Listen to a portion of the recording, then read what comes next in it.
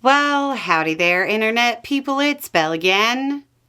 So today, we're going to talk about Trump's tariffs widening the trade deficit and why it matters to you. Because it does. In completely unsurprising news, July saw the U.S. import even more goods than it exported. Yes, that's right. Trump's war against trade deficits, the thing he said was an emergency, and that's why he didn't need Congress, as the Constitution says, has caused the goods trade deficit to go up, not down. Call it the Trump effect, or that I ignore experts effect. U.S. imports from other countries grew $18.6 billion to $285.5 billion. Goods exports went down $0.1 billion. Imports up, exports down. The exact opposite of what he wanted.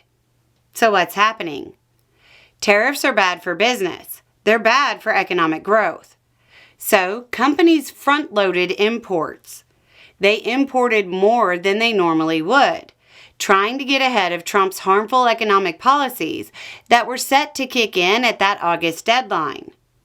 It's worth noting that while the increase in imports can be explained by U.S. companies importing extra, the decline in exports is most easily explained by other countries not purchasing U.S. products, because our international reputation has been damaged by erratic trade policies.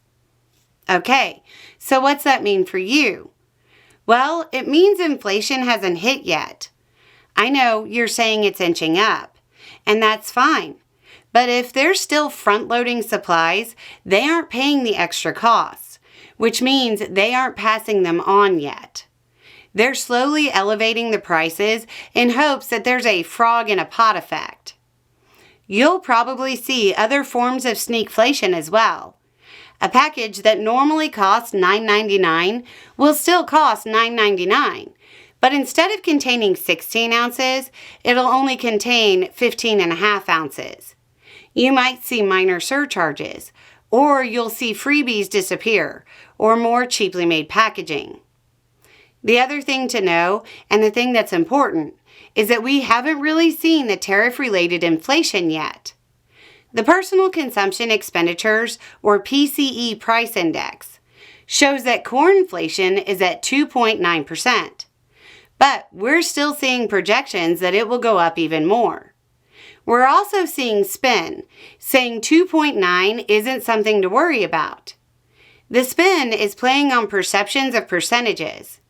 If the ideal is 2% and it's at 2.9%, the perception is that it's only 0.9% above what it should be.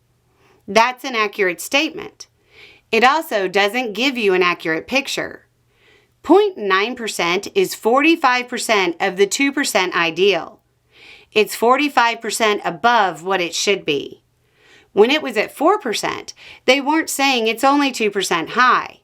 They were saying it's doubled what it should be. Right now, the PCE is still within an acceptable range, but just barely.